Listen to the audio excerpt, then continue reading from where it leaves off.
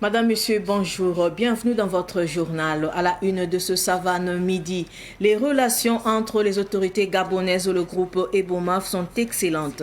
Ces dernières ont célébré la signature du contrat de concession de la Compagnie nationale de navigation intérieure et internationale avec le groupe Ebomaf. Vous en saurez davantage dans un instant. Lumbila accueille la deuxième édition de la foire de la graine à la table pour promouvoir les semences paysannes. Les détails de l'événement ont été présentés lors d'une conférence de presse tenue par les organisateurs mercredi dernier. Les détails dans ce journal. Je le disais tantôt, les autorités gabonaises ont célébré hier la signature de contrat de concession de la Compagnie nationale de navigation intérieure et internationale avec le groupe Ebomaf. La cérémonie qui a eu lieu lors de l'installation de la nouvelle directrice Marie-Sylvie Mistoul Tchoréré a été présidée par le ministre des Transports et de la Marine marchande Jonathan Inyumba en présence de son homologue des comptes publics Charles Lomba. Le point avec Sidiki Cabré. Cette concession, qui s'étendra sur 20 ans, représente un tournant pour la CDN2I, fleuron du secteur maritime gabonais. Sous le pavillon d'Ebomaf, la compagnie espère retrouver une stabilité économique et opérationnelle après des années de turbulence. En effet, la CDN2I a souvent navigué en eau trouble, flottant le redressement judiciaire à plusieurs reprises. L'arrivée d'Ebomaf pourrait bien être le souffle nouveau dont elle a tant besoin. Depuis son arrivée au Gabon, son leadership n'a pas de pareil. C'est le lieu pour moi de rendre un vibrant hommage à ce digne fils du continent qui, depuis 35 ans, ne ménage aucun effort pour développer le partenariat sud-sud. Aboubakar Beye, coordonnateur des affaires d'Ebomaf au Gabon, a promis une feuille de route claire pour le redressement. Apurer la dette sociale, honorer les créances des fournisseurs et investir massivement dans l'outil de travail. Après ces performances dans les BNP, dans l'aviation, envisage débuter les investissements dans le domaine maritime. Pour le personnel de la CDN2I, l'annonce de ce partenariat avec Ebomaf est synonyme d'espoir. Après des années de doute et de frustration, les employés attendent une nouvelle dynamique qui pourrait bien transformer non seulement leur quotidien, mais également l'avenir de l'entreprise. La promesse d'un nouveau départ est donc plus qu'une simple expression. Elle incarne un engagement à redynamiser une entreprise qui a longtemps été impliquée de l'économie gabonaise. Direction le Mali, la semaine de la fraternité de l'Alliance des États du Sahel AES débutée le 3 février dernier à Ségou au Mali se poursuit jusqu'au 9 février 2025. Cet événement vise à renforcer les liens historiques et culturels entre le Burkina Faso, le Mali et le Niger. Les détails avec Cynthia Zongrana. Placé sous le thème « Trois États souverains, un destin commun et un avenir prospère », la première édition de la Semaine de la Fraternité de la Confédération des États du Sahel a démarré lundi dernier à Ségou, au Mali. C'est le Mali, en sa qualité de président de la Confédération des États du Sahel, qui a eu l'honneur d'organiser cette Semaine de la Fraternité dédiée à la bonne promotion de la culture et de l'art du Burkina Faso, du Mali et du Niger. Dès l'ouverture de la semaine, le ministre de l'Artisanat, de la Culture, de l'Industrie hôtelière et du Tourisme du Mali, Mahmoud Dafé, a affirmé que les trois pays de l'AES sont une puissance culturelle mondiale. Pour le ministre de la Communication, de la Culture, des Arts et du Tourisme du Burkina Faso, Pegdouende Gilbert Ouedraogo, les autorités de la Confédération des États du Sahel accordent une place importante à la promotion et à la valorisation de la culture dans les trois pays. Il a affirmé également que l'initiative de la Semaine de la Fraternité corrobore avec la volonté des trois chefs d'État. Le ministre nigérien, colonel-major Abdourahmane Amadou, pour sa part, a affirmé que la célébration de cette semaine est l'affirmation d'un espace commun. À l'occasion de cette semaine, une soirée culturelle intitulée Nuit de l'AES s'est déroulée dans la nuit du 5 février au Quai des Arts de Ségou au Mali. Un colloque intitulé La construction d'un État confédéral au Sahel, enjeux et perspectives a été organisé dans la journée d'hier pour discuter de l'avenir de la Confédération des États du Sahel. Les ministres en charge de la culture des trois pays ont également signé un mémorandum d'entente sur la validation des documents de la politique culturelle commune de l'Alliance des États du Sahel AES et la stratégie commune de l'artisanat de leur espace. Je le disais également en titre, la deuxième édition de la foire de la graine à la table se déroulera les 21 et 22 février prochains à Lumbila. Organisée par l'association Yelemani, cette foire a pour objectif de promouvoir l'utilisation des semences paysannes dans les cultures maraîchères. L'association Yelemani a tenu une conférence de presse mercredi dernier à Ouagadougou pour présenter les grandes lignes de cet événement. Abdoulaye Kinda y était. La foire de la graine à la table, prévu du 21 au 22 février prochain, vise à valoriser les semences paysannes. C'est une façon de promouvoir ce que nous avons comme potentialité en matière de semences paysannes et ce que ça peut faire jusqu'à l'assiette. Donc comment préparer ces spéculations-là? Parce que c'est aussi des spéculations quelquefois qui sont méconnues ou perdues. Donc c'est vraiment une activité de promotion, de réflexion et sortir de ça un sujet de plaidoyer. Parce qu'il ne faut pas qu'on s'arrête à cette foire ou journée promotionnelle. Il faut aller mais vraiment plus loin. Durant ces 2 jours de la foire, plusieurs activités seront menées selon la coordonnatrice Blandine Sankara. Le 21 et 22 février 2025, Yelemani réalise la 2e édition de l'initiative de la graine à la table, au cours de laquelle nous allons mener des réflexions au travers d'ateliers.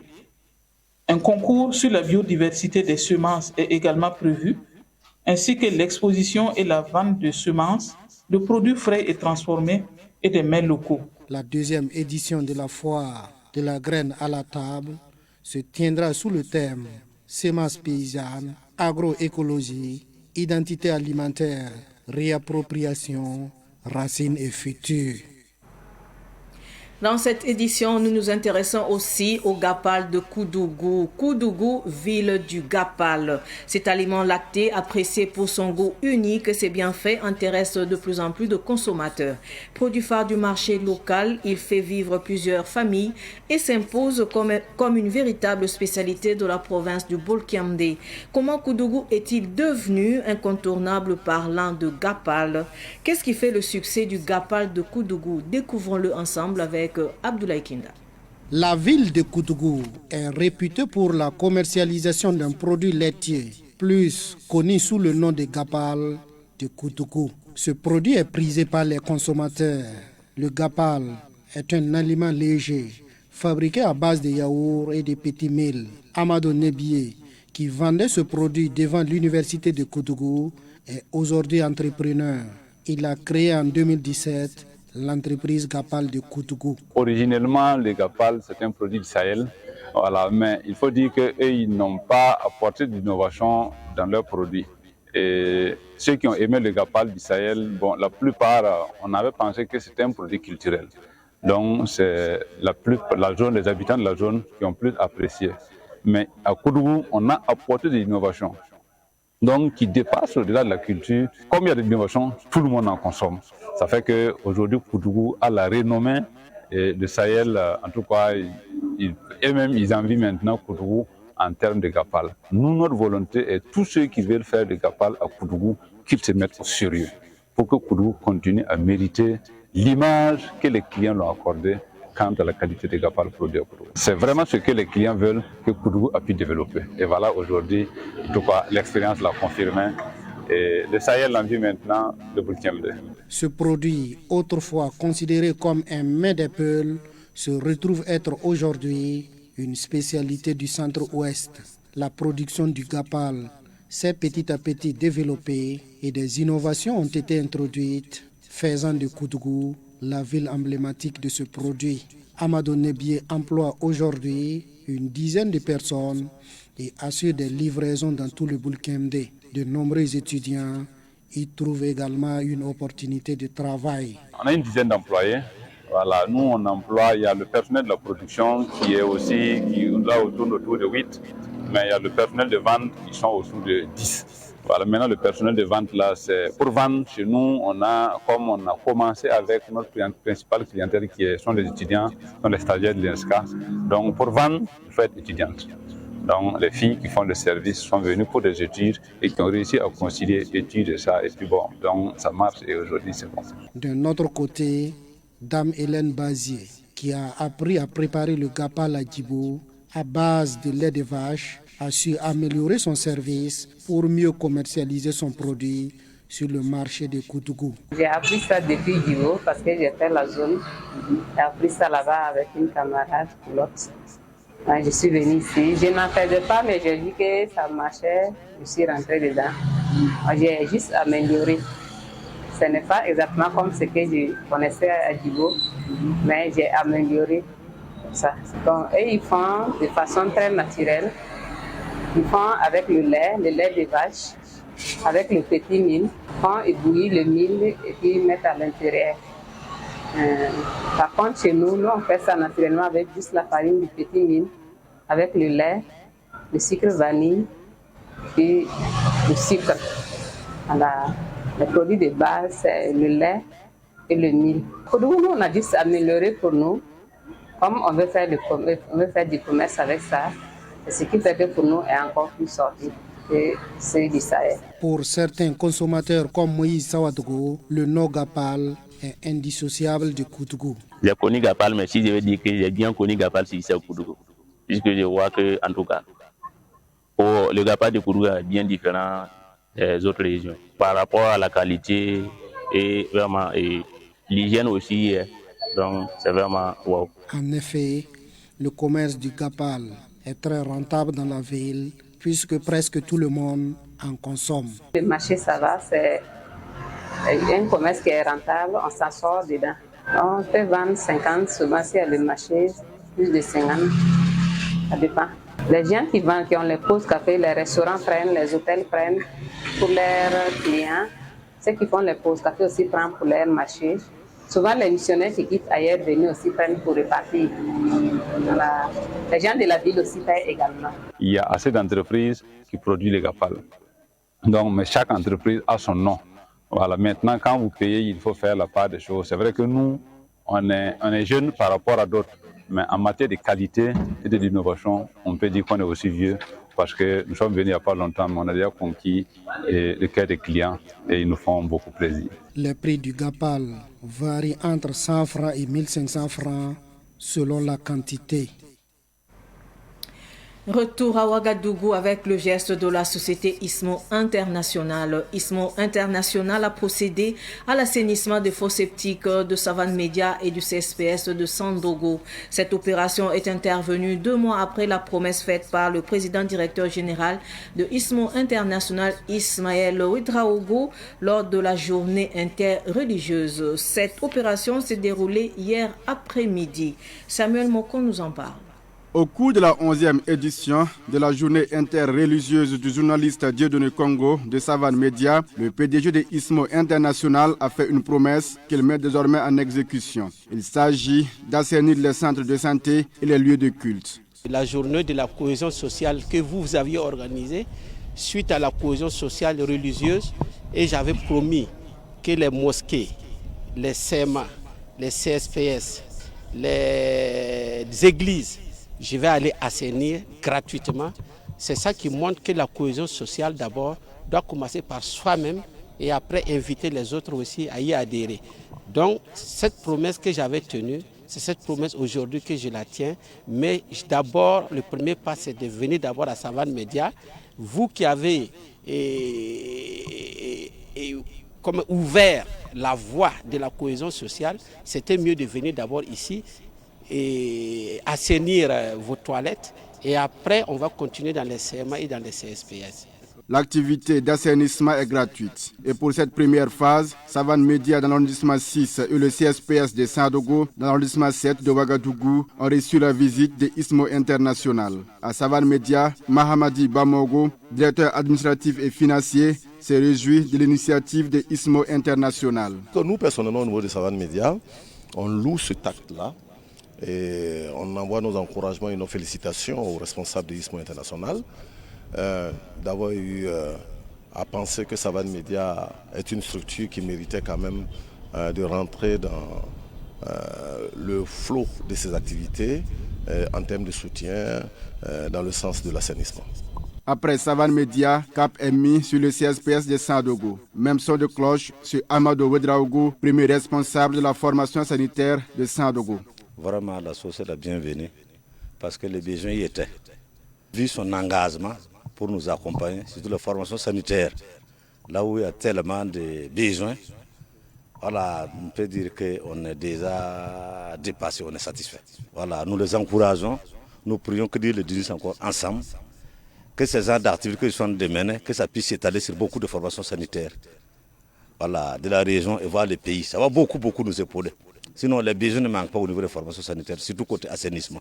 Une deuxième phase est prévue demain samedi dans d'autres CSPS et lieux de culte dans la ville de Ouagadougou. Parlons de pétanque avant de clore cette édition d'information. L'équipe de Tel Taba de Ouagadougou a remporté le championnat national saison 2023-2024.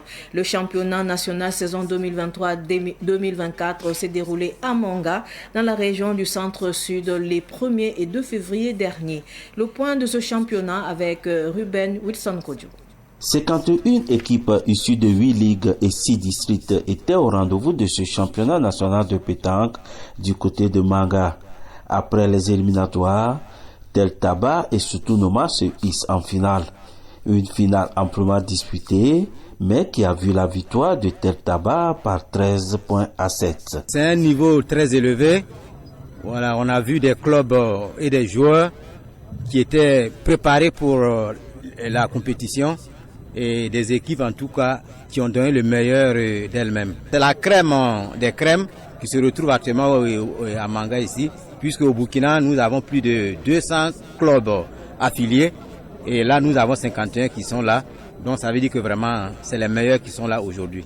Le tout nouveau président de la dite fédération remercie tous ceux qui ont mis la main à la pâte pour la réussite de ce championnat. Tout s'est bien déroulé dans la belle cité de l'Épervier et grâce à la mobilisation de tous et à l'accompagnement du tout premier magistrat de ce pays, le capitaine Ibrahim Traoré, et qui soutient massivement le sport, qui soutient beaucoup le sport.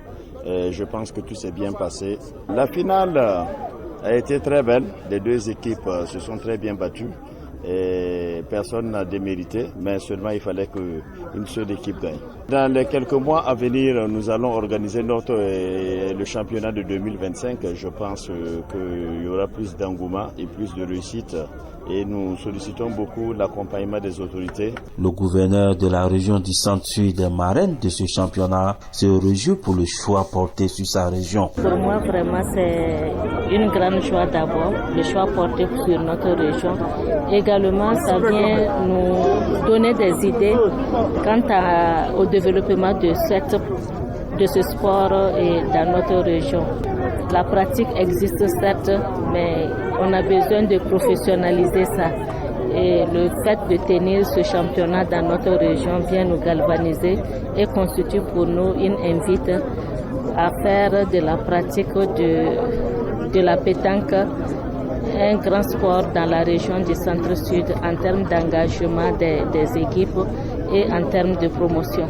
Le champion en titre a remporté, en plus du trophée, une somme d'1 million de francs CFA contre 500 000 francs CFA pour le vice-champion.